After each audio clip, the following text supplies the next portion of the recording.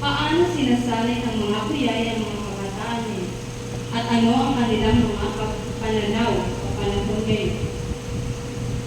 At ang focus group na pamamaraan ang ginamit sa pagkolekta ng mga datos sa pamamagitan ng interview sa Messenger kila Andrea Calvario, Maris Calvario, Angelica Piñalo at Lisa Sibila.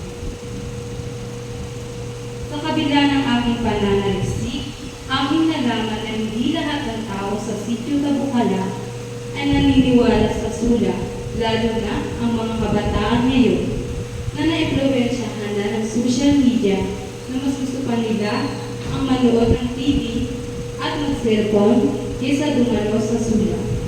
Marami na rin kabataan ngayon na hindi na naniniwala dito kasi marami sa mga kabataan ngayon sa sitio Tabukala ay nakatira na sa Katagalugan.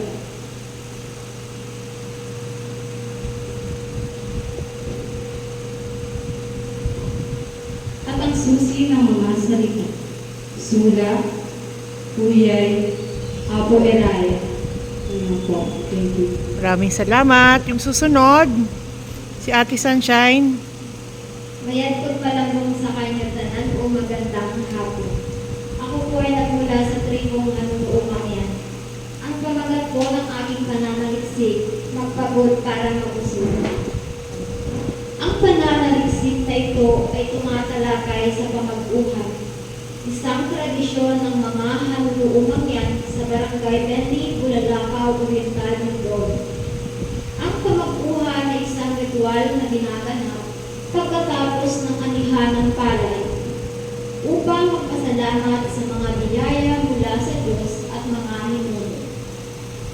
Ang salo-salo ng pamilya ay nagsisilbing pagkakataon upang mapatibay ang ugnayan ng bawat kasapi ng pamilya sa pamamagitan ng pagpapakita ng pasasalamat at paggalang sa mga espiritu ng kalikasan. Sa ritual na ito, ginagamit ang mga kagamitan tulad ng itak, bilao, tiwa, baon ng nyug at iba pa. Ang mga namumuno sa ritual ay tinatawag na laki, isang mas matandang miyembro ng pamilya.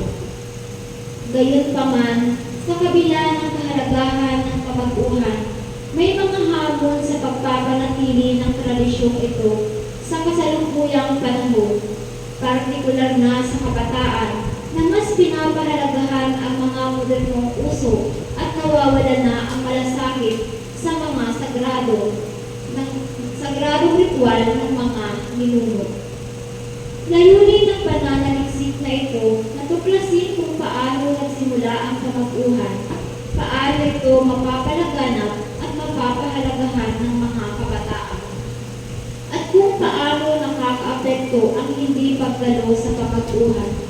Ang perspektibong eliko ay ginamit sa pagkolekta ng mga datos sa pamamagitan ng interview sa Messenger kina Carmen Montero at Edwin Canino na mga katutubong hanunuumang yan mula sa Barangay Bendy. Ayon sa kanila, ang pamag-uhan ay isang mahalagang bahagi ng kultura at espiritualidad ng mga hanunuumang yan na pinapahalagahan ng pamilya upang mapanatili ang kanilang koneksyon sa mga ninuno at sa kalikasan. Lumabas sa pananaliksik na sa kabila ng modernisasyon at mga pagbabago sa lipunan, ipinagpatuloy pa rin ng mga kabataan ang mga tradisyong ito sa pamamagitan ng pagtuturo ng mga matatanda. Ang pamag-uhan ay isang pagpapakita ng pagpapahalaga sa kalikasan, agrikultura at kasaysayan ng komunidad ng mga hanunuumang yan. Ang tradisyong ito ay hindi lamang isang seremonya, kundi isang paraan ng pagkakaisa ng pamilya at komunidad. Mahalaga rin ito sa pagpapanatili ng kultura at mga paniniwala ng mga mangyan na isang makulay at buhay na pamana ng mga ninuno. Ang pagdiriwang ng pamag-uhan ay isang pagkakataon para maipasa ang mga tradisyon sa mga kabataan at ipaliwanag sa kanila ang kahalagahan nito sa buhay. Sa ganitong paraan, hindi lamang ang mga kabataan, kundi ang buong komunidad ay nagpapatuloy sa pamumuhay ayon sa mga turo ng kanilang mga ninuno. At patuloy na pinapalakas ang kanilang ugnayan sa bawat isa at sa kalikasan. Ipinapakita ng pananaliksik na ito kung paano ang mga ritual ng pamag-uhan ay tumutulong sa pagbuo ng mas matibay na ugnayan sa loob ng pamilya at sa buong komunidad.